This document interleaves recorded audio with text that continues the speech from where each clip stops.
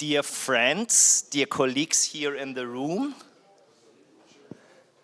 dear friends and colleagues all over the world. It feels really great to be united here in this Swiss Alternative Investment Forum.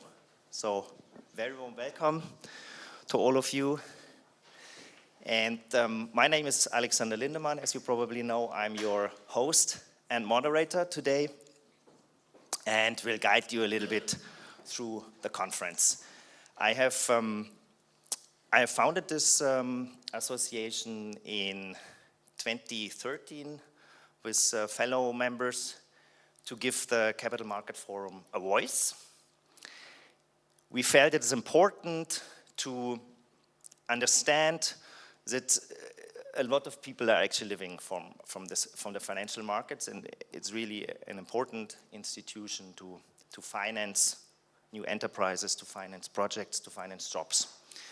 That's why we founded it, and we have in the meantime wonderful members like you. We have members from the asset management, from the banking, from the insurance world. We have also members from the universities and students. We have venture capitalists as members. And we also have the authorities. We have the governments, we have international regulators, tax authorities. These are all members, and the idea is among the stakeholders to promote the dialogue, like today, that everybody can comment and we can learn from each other and bring our market forward. At the same time, I'm managing partner of Lindemann Law. Our law firm is based here in Zurich, and we focus on asset and wealth management. Let me say a few words on the program that actually most of the time Köbi, Dr. Jakob Schad and I have put together. We will start, we will focus on megatrends. Actually, we are today in a Zunfthaus, and we already talked in the last half hour that we are actually continuing the long tradition of the Zunfthäuser, that the profession comes together and discusses important megatrends for the profession, and that's what we want to do in the area of alternative investments today. With a special focus today on my friends here in the infrastructure world. There we have lots of government subsidies, trillions actually, that are floating into the market, and this gives, of course, big opportunities for investors and asset managers, so we want to hear more about that. Secondly, another, I think, not only interesting, but exciting thing, a long time, I think, was a taboo topic. Hello, Marco, by the way. A taboo topic for pension funds to at least even talk or think about DeFi, right? But now the first, like Yale endowment fund and other important pension funds test the water with DeFi financing. So I think we here in Switzerland also should break the taboo, and I'm very proud that here we have Professor Peter Meyer, a long-term colleague and friend who has actually volunteered. He told me like half a year ago he's covering that topic and working himself into this and investing, and I actually asked him, would you like to make a workshop? And he said, I have to think about it. But after a week he came back and said, yes, let's do a workshop. So great to have you, Peter. Then we will, of course, have, as always, a nice break with refreshments, cake, coffee, whatsoever, what you like. And after the break, we will have once more very intensive 2 workshops, each 45 minutes. We want to talk about how we can close this circle, right? Because we have like people that are saving money for for the whole life to have a retirement income. And on the other hand, we have young people like ourselves and like our children that set up new enterprises and they need funding. And they are number one job creators, the venture capitalists. So how can we create a circle, and there we have these three gentlemen here from the Swiss Zukunftsfonds in this first row, together with Jacob. So this, I really, really look forward to this discussion. And as a final, workshop, we have then we have someone from Washington actually dialing in here on the screen. Marc Horton, he is a seasoned specialist for pension funds around the world, and he has actually analyzed and criticized the Swiss pension fund system. Interestingly, Jacob and I stumbled upon his analysis in the internet, and we thought, wow, he's really, he's criticizing us heavily, and we thought, okay, give him a floor and see whether he's right or wrong. And we will discuss it also with politicians and experts. So that's the last session, so that you have a little bit of an overview, what is expecting you this afternoon. And one word about this, what is special about the conference today. I mean, the focus is, of course, on you. We have around 70 registration, also it looks slightly less, but we have around 70 registrations physically, but we also have around 50 registrations that are now have dialed in already online, so virtual participants. So once more, very warm welcome also to all virtual participants that can actually see us and also see the slide. And then actually also these virtual participants, I want to invite very strongly, please participate as if you would be here in the room. That's the idea. I have here an iPad. I will see when you raise your hands, or you can use the so-called Q&A button in the Zoom is a function Q&A. There you can type your question, or you can just simply say I have a question or a comment. Then actually I will know our experts, our technical communication experts here in the back of the room. They run the Technic. Drycast, I want to mention the name. I think they're one of the leading, or even the leading conference provider in this technical communication area. So they will help us and will be our friends here to broadcast and to be in contact with our international participants. So, having said this, I want to give the floor to my long-term friend, Dr. Marc Wicki, whom I know for many years. 3 years ago, he was here under a different name. He was under the name of Partners Group. He was heading a team of 40 people around the globe of structuring experts. He has decided, like myself, to be an entrepreneur, which I congratulate you once more. It's fantastic to have more seasoned entrepreneurs. He has set up a joint venture together with Cledan and another joint venture company. You will hear more about him. So, and he has long-term expertise in infrastructure and yeah. Dr. Marc Wicki, the floor is yours. I really look forward to your panel. Thanks. Give him a hand.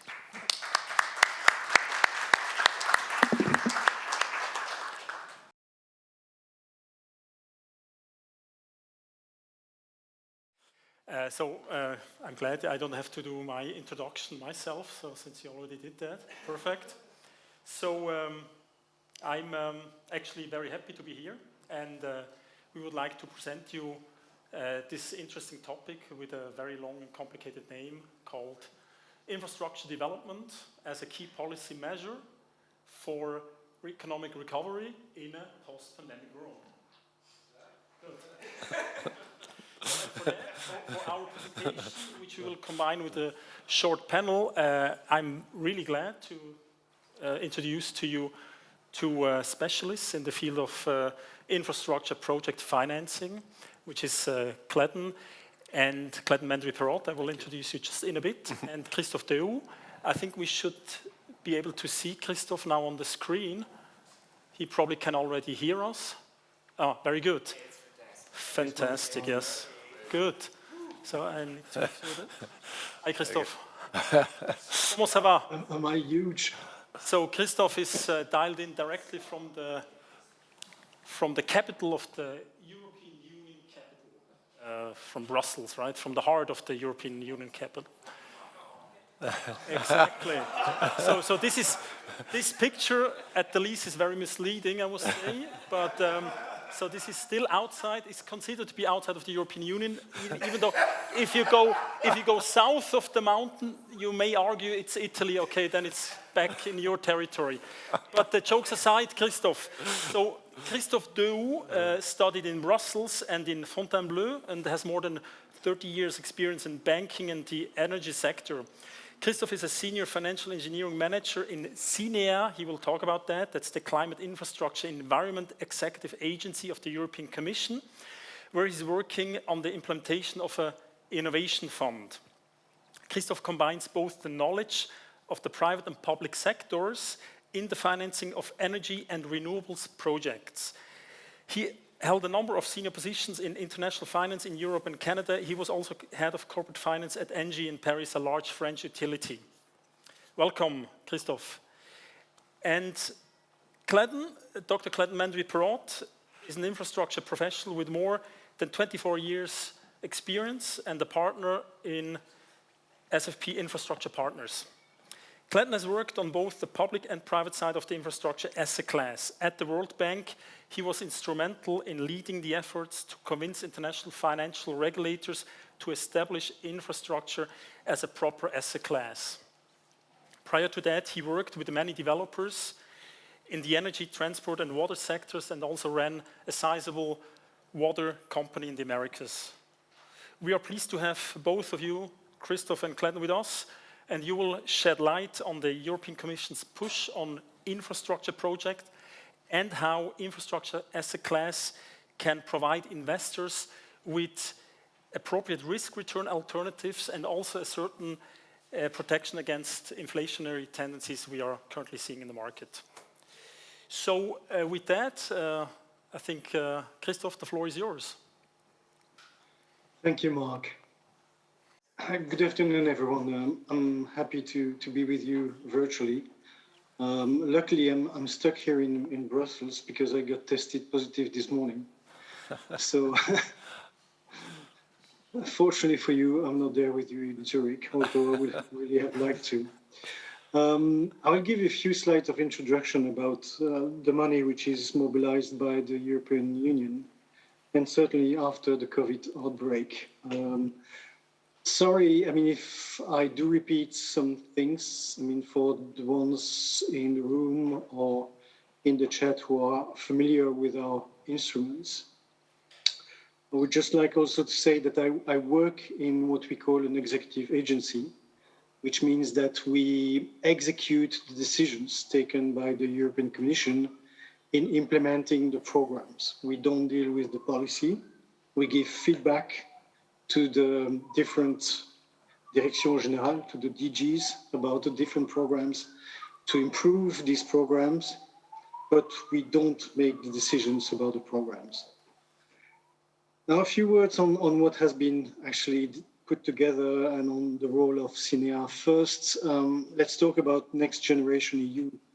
As most of you have heard, the European Commission, as a reaction to the outbreak of COVID 2 years ago, decided to, deblock around 800 billion of euros in temporary recovery instruments. So these funds will be mobilized in the coming 4 years. They come in addition to the usual long-term budget for the European Union, and this budget from 21 to 26 is around 1.2 trillion. So the two together, add to 2 trillion will actually be injected in the European economy. As I say, the first part, the Next Generation EU, is temporary. It's there really to take into account the impact of COVID on the economy. And it really focuses on trying to get the economies of the European countries back in shape, but really also fostering ideas and initiatives, for example, in investing in renewables and in green transition, and try to foster and accelerate this transition. The funds will be disbursed at the national level based on plans which have been submitted by the countries. And as I said, these plans should really focus on investing in green transition, to think about the specific challenges of these countries, and also to foster digital transformation. So we don't spend the money in this next generation EU plan on nothing. I mean, we really want the countries to come with really structured plan to invest in these different sectors. Now, a word on CINEA, I mean, the executive agency in which I work. We manage programs which are decided at the level of the European Commission. These programs represent around 56 billion euros in investment over the course of the next 6 years. It might be a little bit more, and I will explain why in a moment. We have more than 500 people dealing with the implementation of these programs. We have already now close to 3,000 projects managed by the agency. And given the new program we'll put in place, it will grow to above 4,500 in the future. So as I said, we provide policy feedback to the DGs. We have also built an expertise in the different programs which we can use, and we can actually benefit our beneficiaries in managing the complete life cycle of projects, because our program covers, go from research and development to demonstration plan and to really investing into mature infrastructure. What we want to do across this program is also, of course, to develop synergies.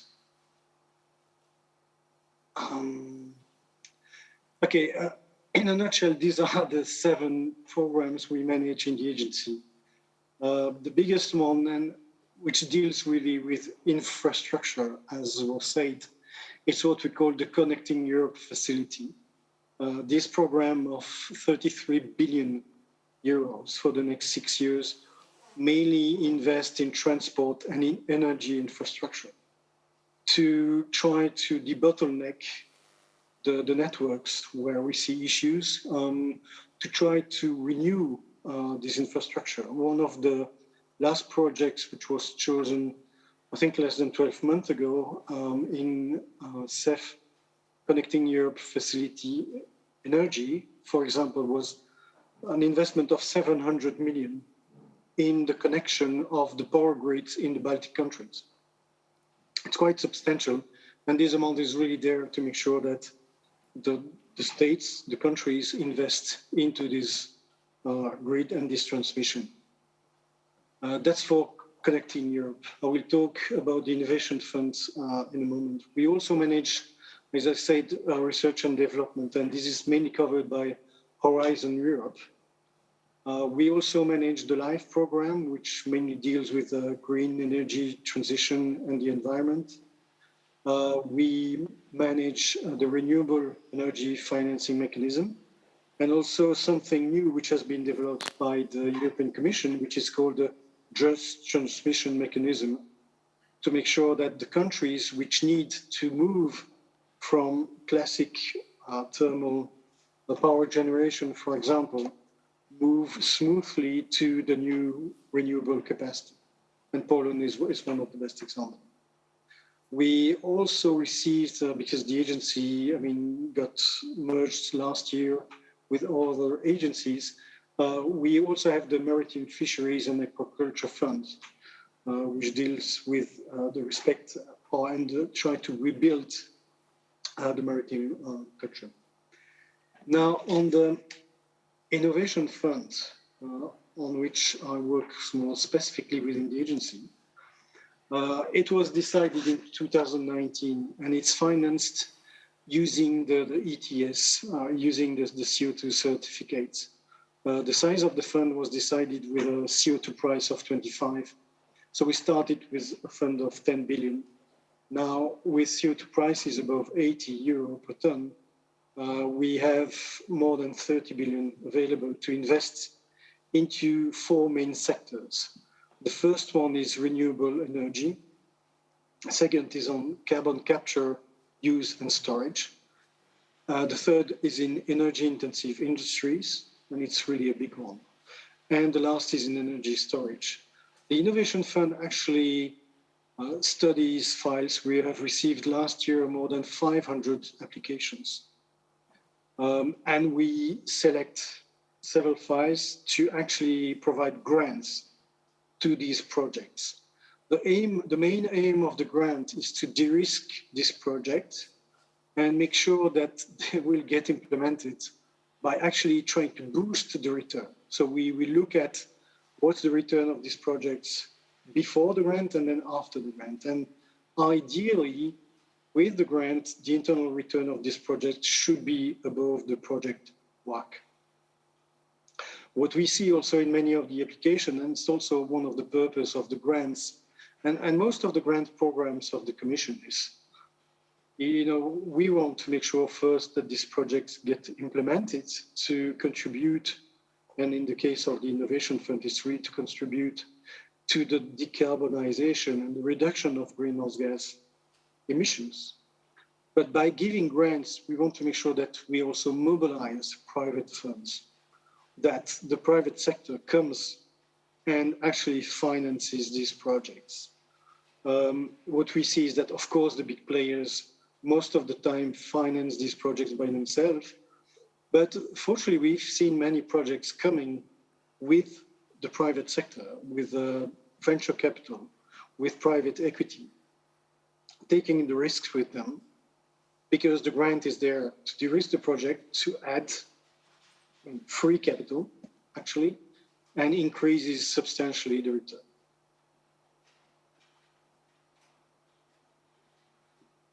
So as I said, I will go quickly because I think time is running. This innovation fund is financed by the revenues of the ETS system. We actually finance up to 60% of what we call the relevant cost, which is the additional capital and the additional operating costs, which are actually triggered by the use of a new technology. So we are there to provide a grant to try to compensate for the higher cost of investment in these new technologies. We can disburse up to 40% of the grant at financial close, which is a very important milestone for us, because we want to make sure that these projects get implemented. So we want to make sure that they have the funds available to be implemented. We do annual calls each year with small scale projects which are lower than 7.5 million, and with large scale projects which can go up to 1.5 million, actually. It could be a single applicant or consortium, and for the project, some projects, we provide project development assistance together with the EIB. We really count on the EIB, the European Investment Bank, to also come and add additional financing in the form of debt or sometimes quasi-equity in these projects. I think that's all for me, Marc. Thank you, Christophe. And I think I directly hand over to you, Cledan. Thank you, Marc, and thank you, Christophe. I know that you're struggling there a little bit, but thank you indeed for being with us. Look, I think what I wanted to do was just to give you a little bit of a sense of where do we see some of the mega trends in infrastructure. And so I'm a civil engineer by training, so infrastructure is sort of something that I always like to do since I was a little boy, and doing the little blocks as you do, and Lego and that stuff. But seriously, what is particularly exciting at the moment about infrastructure is sort of twofold. Is first, a real recognition on the fact that infrastructure matters, right? And it matters not just for our well-being, but it actually matters from a policy perspective. It matters because if I spend money on infrastructure, the trickle effects of spending money on infrastructure are huge. Our IMF friends and Jacob, a former IMF colleague, have calculated that for every dollar that you spend or every euro that you spend on infrastructure, you have anything between 3 and 5 euros of spillover economic effects, right? So think about it. We're in a pandemic. We've got to get the economy going. What better way to do it than with infrastructure, right? So it's really now that policymakers, governments around the world are recognizing that if we want to get ourselves out of an economic slump, one way of doing it is really activating the economy through infrastructure. And the vast numbers that you heard Christophe talk about are not just because, right? There are the real recognition that things are actually happening from a policy-making perspective to really get things going. $780 billion into infrastructure is a super, super ambitious figure. Cross the pond into the Atlantic, and the Americans are talking about $2 trillion, right? $2 trillion into infrastructure, again, as a driver for economic growth. So it's really how do we, in the institutional, in the pension market, in the asset management industry, how do we capture part of that, right? And how do we actually intervene in that aspect so that we can actually provide opportunities for investment? And we're struggling with my slides, aren't we? We're struggling with slides. I have to do next? Oh, forward. There is a little green button here that says, please press. So sorry about that. There we go. So 4 key trends. First one, I've talked about this notion of infrastructure recovery. But the second bit that we're observing is something related with government spend, right? So if you look at what governments have been doing over the past 5-7 years, they've been taking advantage of cheap money in the marketplace, right? So what does that have? What's the implication of that? You borrow money as a government, you use up your fiscal space, right? And today we are seeing inflation going up, and I'm a government, and I'm thinking, I want to spend in infrastructure, but I've got a problem, right? Because I don't have the same level of resources that I could have. So the notion of private participation in infrastructure is really at the forefront of the strategy to build infrastructure. So it's not just about governments putting money into infra, it's actually about mobilizing and capturing some of that institutional money that's out there. And that's really interesting, right? Because it means that we see that reflected in the programs that Christophe was talking about. How do I use a little bit of public money and I leverage private money? That's the objective of what we're seeing. That's a huge trend that we're seeing at the moment. The other point is related to energy transition. And you know, we see it every day. We see it in the asset management world. ESG, sustainability, carbon capture, you know, reduction of CO2 emissions, and all of that is reflected in basic infrastructure, right? And it goes across from, you know, how do I build something to how do I produce energy?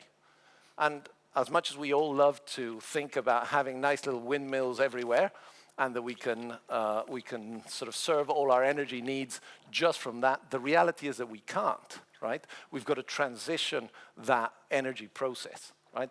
The biggest policy mistake in the past 5 years on energy happened in Germany, right? Yes, I don't want to do nuclear. Fantastic, whatever reasons you want to choose, right? But the reality is, they didn't have a solution. And you still got to run a country. So the notion of energy transition is essential in terms of what we're seeing. How do you capture that, and where do you play in that space?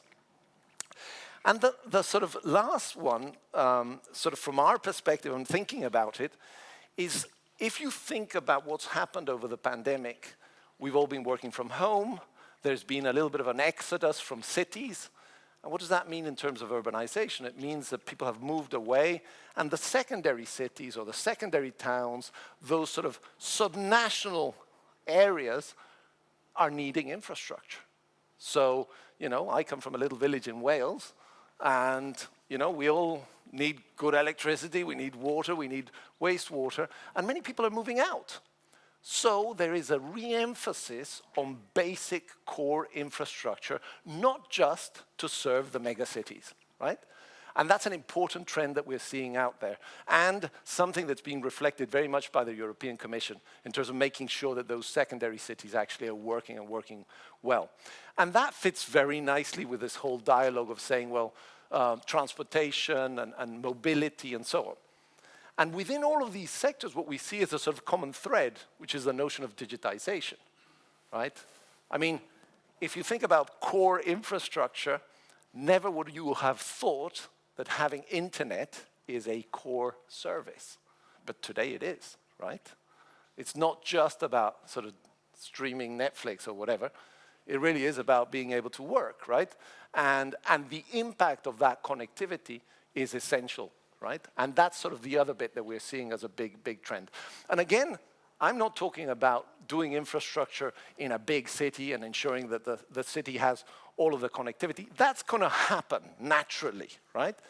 But what we're seeing happening is what we're seeing in France, for example. The biggest rural internet connectivity in Europe is happening today in France. And it's being subsidized by the government. And what they do is they say, what's the cost of an internet connection? 300 euros per internet connection.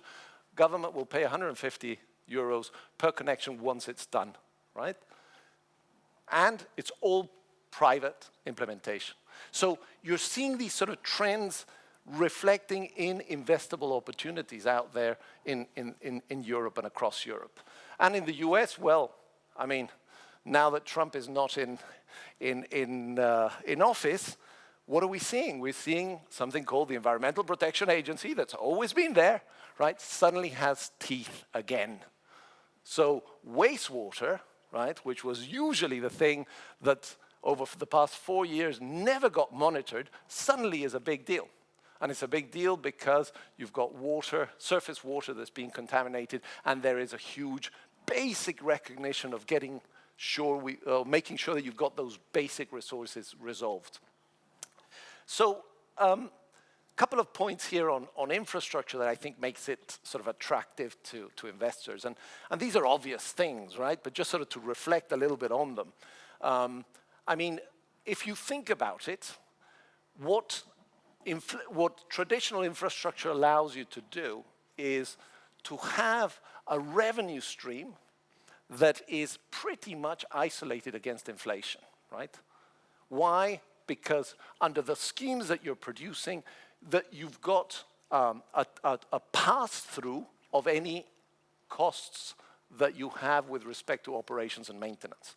So that kind of helps you isolate against inflation. Think about a regulatory structure where, you know, you've got an automatic protection against inflation.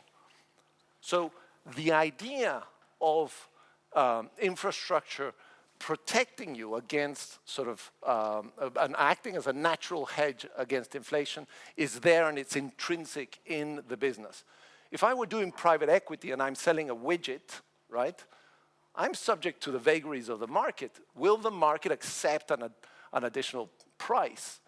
How do I deal with competition? Well, within infrastructure, because I'm typically in a monopolistic or quasi-monopolistic situation, I don't have that problem. I have a situation where I'm actually protected for that, and my market is essentially protected.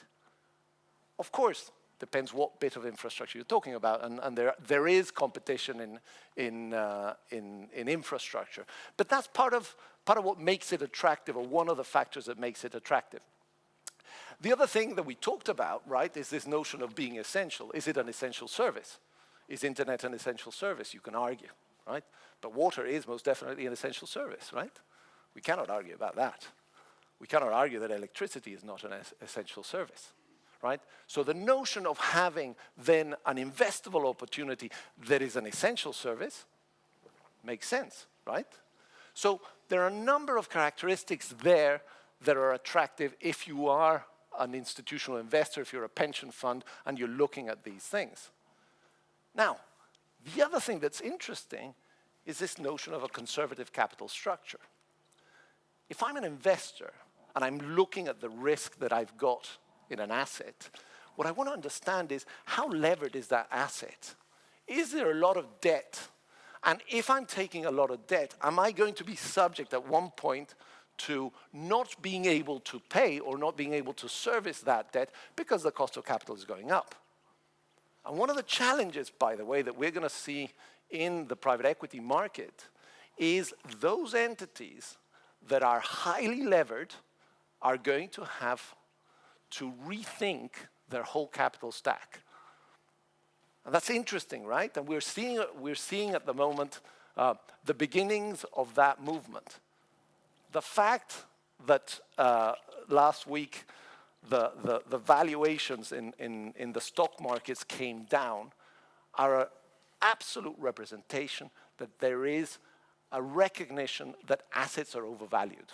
And infrastructure assets are also overvalued. I'm not saying they're not. But what I'm saying is that when you look at capital structures out there, and you look at the underlying projects, you're going to actually start seeing that there's going to be problems with servicing that debt.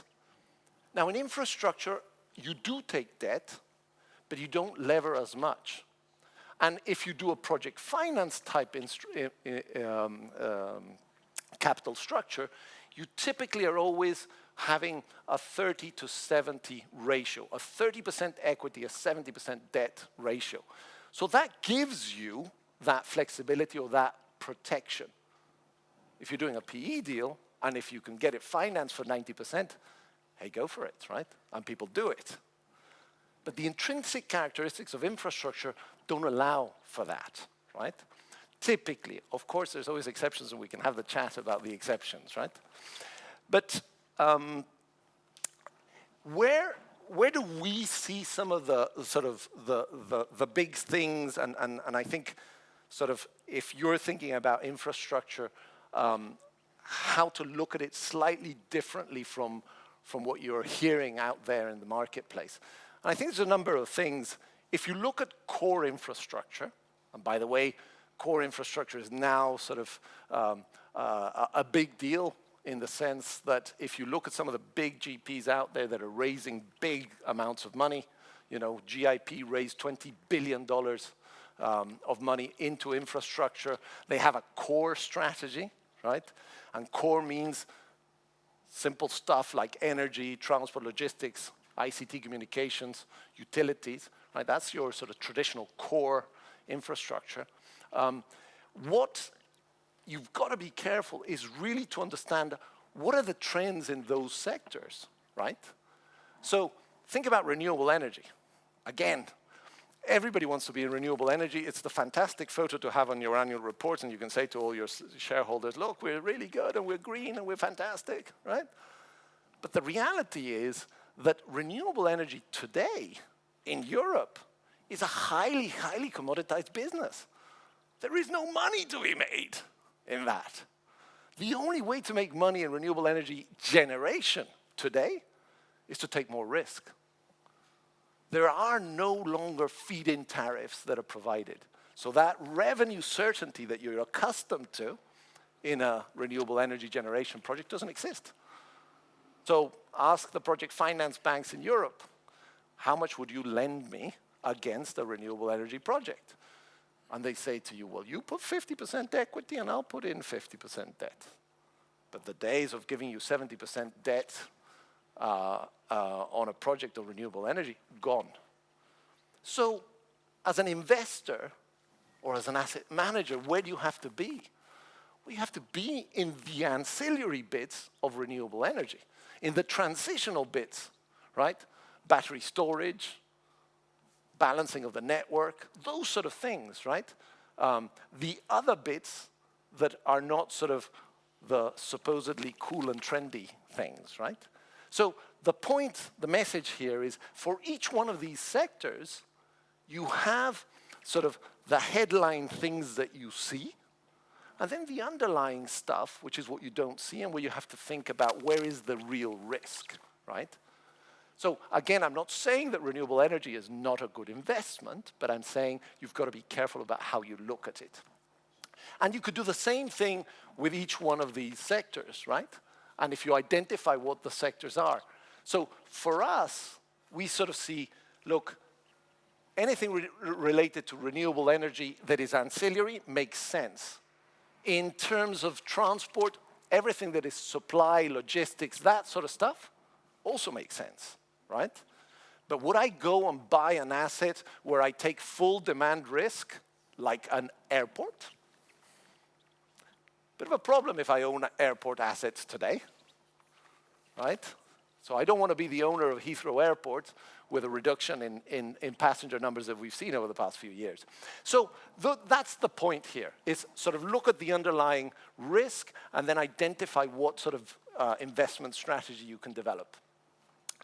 From our perspective, sort of what we see is this idea of sort of bringing together a slightly different approach on how you see infrastructure. Because infrastructure is in vogue at the moment. You see a lot of people putting money in. And the question then is, how do you have a sort of a slightly different way of approaching the market, right?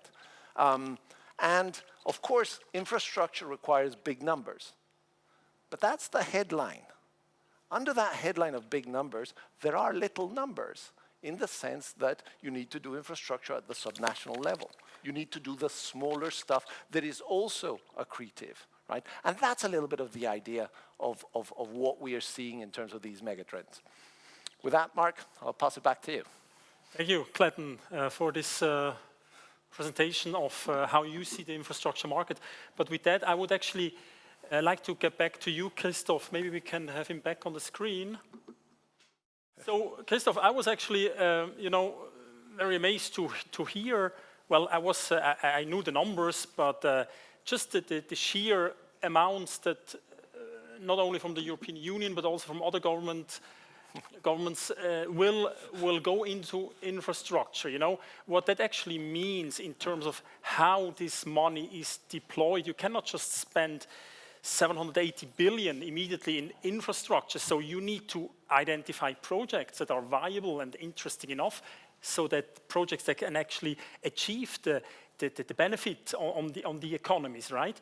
So I was wondering on the 2,800 projects, or even that number will go up to 4,500 projects by 2027, you know, what are you doing besides analyzing and screening probably it will be hundred thousands of projects that will arrive your desk, right? So you will select, besides that, what are you doing in helping, you know, the private market, the private investor side to actually also co-invest with the governments, right? And this is what I understand is actually the goal, and I think from Cledan and and probably also a lot of your point of view, that is actually the interesting point. How can we invest in attractive opportunities which are actually, you know, from a risk-return profile, safe and stable, and at the same time also provides a certain protection against inflationary tendencies. So could you shed some light on that? Yes, thank you, Marc. I mean, if you can hear me. Well, first of all, let's not be mistaken. The 780 billion for the recovery plan is something which is managed directly by the countries, okay? So it's money which is injected by the European Commission to the countries based on plans which have been submitted by the countries. What we manage in the agency are the 7 programs I've talked about. Mainly the 2 big ones are the Connecting Europe facility, which invests into transport and energy transport. And the second one is the Innovation Fund, which invests in carbon capture and utility, in the energy intensive industry, in renewables and in power storage. Okay.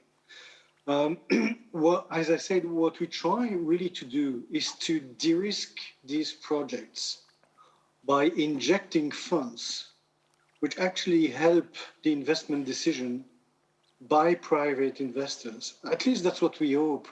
That by injecting, free capital, by injecting grants in these projects, we actually increase the return for these investors and therefore make sure that these projects get implemented to contribute to the decarbonization of the economy. That's quite important. And just to take an example, in the 7 big projects we have selected, just one of them actually takes 450 million of grants. And that's 450 million out of the envelope of 1 billion we had last year. So really it's de-risking this asset class. It's helping private investors to come and invest and make sure that this new technology is demonstrated and deployed further, because we look at the scalability of these projects and their capacity to be deployed in other places, so that it really contributes also to the growth in the sector. Okay. I hope it helps. Thank you for that. I just wondered whether we should open it up here, or... I would just have an additional add-on question on that, Christophe. The European Union, we know it's a number of member countries, member states. So I guess you can coordinate a little bit, but ultimately it's down to the member states that will then also do or play their role. Do you play also kind of can you exercise a certain influence on them, or like how do you monitor that? That it actually eventually trickles down to the local economies? Well, as I said, in the agency, we implement the programs which are decided ultimately by the European Commission and, the Council. The Council decides based on recommendations which are made by the different bodies inside the EU. Of course, all these decisions, as you know, we have 27 member states. All these decisions need to go through each of these countries, and each of these countries actually comes with its own requirements, its own desire or changes. And you see that sometimes in some regulation texts which are quite complex and which you need then to translate, understand. As I said, what we do is provide feedback to them based on what we experience in the implementation of these programs. And we help them redefine, because they have apparently the possibility after a few years' time to go back to the member state or to the Commission and say, okay, we should try to amend this or that in order to ease the implementation or really target more or come back to the target we initially had. Okay, understood. I would have one final question, and then we open up. I think we have another 6 minutes left. So Cledan, this is now for you. This is for you. 4. Okay. You're managing an infrastructure fund. How can you tell the audience, how will you be able to put together a meaningful portfolio that really is waterproof now in this outside world, that we see quite some turbulences now happening, and this is not going to go away easily. So how can you mitigate these effects? No, thank you, Marc, because look, I think that's sort of a really critical question in terms of when you look at the infrastructure landscape today. For me, the way in which you should be approaching infrastructure is to look at sort of an integrated approach, right? Something where you're able to diversify your risk, not concentrate too much, but at the same time have the ability to have uplifts in your portfolio, right? So, doing a traditional sort of primary allocation where you're looking at some of the big players, perhaps not the mega players, because I think there's a little bit of a challenge that the mega players have today in infrastructure, because they have to do very, very big tickets. If you do a very, very big ticket in infrastructure, you're beginning to take risks that are not necessarily intrinsic to infrastructure. You're beginning to take risks that are more akin to private equity, right? If you want to take private equity risk, you should be investing in private equity, right? So if you do something that allows you a base with primaries, and then you would do other things like complement your portfolio with a secondary approach, where you're looking at some of the existing GPs with different portfolios, different vintages, that allows you to benefit from previous trends. For example, you could look at buying a secondary where it's a renewable energy secondary that benefits from feed-in tariffs, right? So that's something good, because you know that that is a stable cash flow, is going to give you some yield, etc., right? At the same time, on the secondary side, I think there's a big market out there on what they're calling GP-led transactions, right? And GP-led transactions is basically a GP comes to its end of its life, and suddenly they want to keep that asset because that asset's already been de-risked. So you want to still get the yield, but because you own it in a given fund and you're coming to the end of that fund, you might want to keep that asset. And there's an interesting market today in that secondary space. And that secondary space allows you, through relationships, because at the moment, although it's a growing market, it's not a huge market, it's still very much relationship driven, but it gives you that opportunity to tap into those assets, right? So it behaves similarly to doing a direct investment, but it's actually part of a fund. And then obviously the upside bit is doing directs, right? And doing directs allows you then to come into some of those particular opportunities that you're seeing in the market that could have a potential uplift. So balancing those three things, Marc, is how I see you could really get, number one, sort of diversified risk, at the same time the ability to have a little bit of uplift in the portfolio. But you're sticking to core, I would say, core infrastructure. Thanks, Cledan. I would like to open up to the audience for any questions you may have. Yes, please, camera. The mic is here. Alexander, you had a question, didn't you? Also, yeah. I had actually also a question to Christophe. I mean, it seems sort of a little bit of a opaque market, right? And of course, we have here the specialists that know about it. But from your point of view, what do you recommend to fund managers or to investors, how they can find such a projects that you are like helping to make more stable? What's your recommendation to investors and asset managers?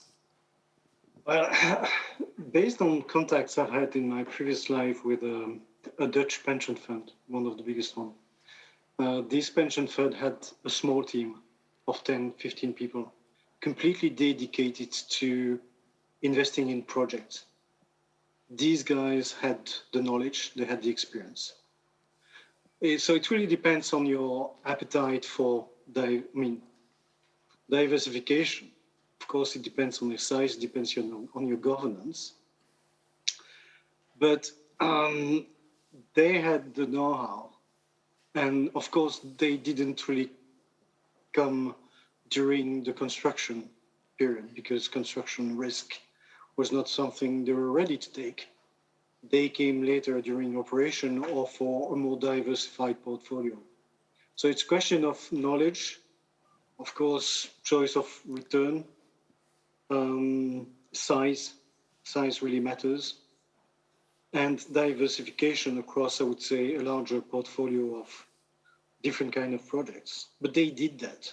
Well, of course, they played, only this part played, I think, at the time with 10, 20 billion, because they had much more investing in much more conservative asset classes. But they could allow to do it. And it provided some kick for them.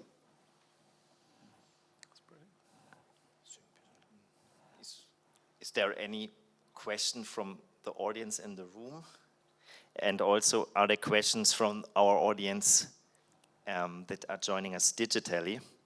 It would be great to break the ice and to start. Super, Julian. Can you Hello. I heard mentioned earlier on that that private equity is coming into this asset class. I'm not a private equity expert, but my understanding of private equity is that, and it's something you just touched on, Christophe, in terms of the pension fund's attitude to risk, that they don't like to come in at the early phase of the project because, to take an analogy with life sciences, if they have the choice of investing in an 8-year drug development program or buying a vitamin C pill that they can sell tomorrow, they'll buy the vitamin C pill and sell it tomorrow and not take the risk. So are you seeing changes in the risk appetite of private equity funds who usually typically like to take on assets that are already cash generative? Christophe, should I start and then you add on? Yeah, as I said, I mean, to be honest, personally, I was a bit surprised to see these private equity funds coming in this type of projects, which means that they really aim at diversifying and maybe take right opportunities, maybe early on, with the right developer. And by actually trusting the technology these guys wanted to invest in. So, but again, I mean, I knew these guys and they have teams coming from the industry added to, I mean, excellent asset managers. So they combined the two really in their portfolio diversification. But I think it's a good trend. And really, as you said, Cledan, it's really what the European Union wants, is to use this leverage and to use this multiplicator effect of mobilizing as much as possible. I mean, the huge amounts which are in these funds. Yeah, and just to complement that, I think it's interesting because, look, if you see some of the mega cap funds out there, the way in which they can make money is really sort of coming up the risk curve, right? So they've got to go to use your analogy, they've got to do the 8-year development bit because there's no way to get the juice out of the projects unless you do that. If you have a fund that's $2 billion, your average ticket size needs to be $150, $200 million per shot, right? So what we're seeing in the marketplace is people are actually buying portfolios now. They're buying pipeline. And that's interesting, right? Because again, I think if you're looking as an investor to have a risk return that is commensurate to this side of the risk spectrum, suddenly you're being told that you're doing something that is supposed to be risk balanced, and it's not up here, and you're actually beginning to play more on this side, right? So I think that's one of the things that we see in the broader marketplace. The flip side to that story is what Christophe is managing with his team, which is the recognition that if I have to go up the risk curve, I need to provide some form of risk mitigant that allows me to still come in and not take PE type risk. And I think that's the program that Christophe is managing, right? Because it really helps you. Then you look at a project and you say, well, if I'm getting a CINEA grant, right, that's effectively, sovereign risk, right? Or that's Commission risk or European Union risk, right? Should be a AA, AAA, I hope, Christophe, right? But that's the other side of the coin. So we see those two bits, the mega caps of the super big GPs moving up the risk spectrum. And on the other hand, we see initiatives like the EU one that actually says, I understand that that's happening in the marketplace, so how do I mitigate that? And let me give you some grant money. And that makes sense as a policy measure, right? That actually makes sense. Cledan? Yes. Cledan, if I may just add, if I'm not wrong, I mean, I saw the presentation made by Breakthrough Energy Ventures 2 days ago. For the ones who do not know, Breakthrough Energy Ventures, that's the investment fund of Bill Gates. And in the list of partners, you have a small company called BlackRock. Yeah, exactly. It tells it all. Yeah, it tells it all, right? Yeah. So, and for me, the issue of using grants into a sector, right, and trying to activate a sector makes sense, right? Some people will argue that it doesn't, but I think from a policy perspective, we're there already, right? Nobody is arguing that supporting through what is a subsidy makes sense. And that's an interesting move. Marvelous. Thank you very much, gentlemen. Thank you also very much, ladies and gentlemen, for your attention.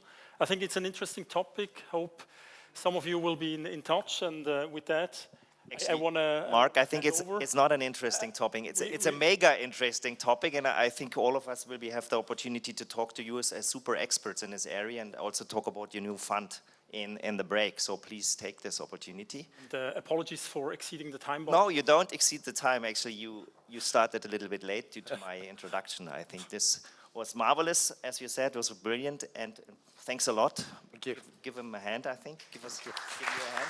Also, thanks a lot to Christophe. Christophe, thank you. Thanks, Christophe, also, and all the best. Talk to you soon in person.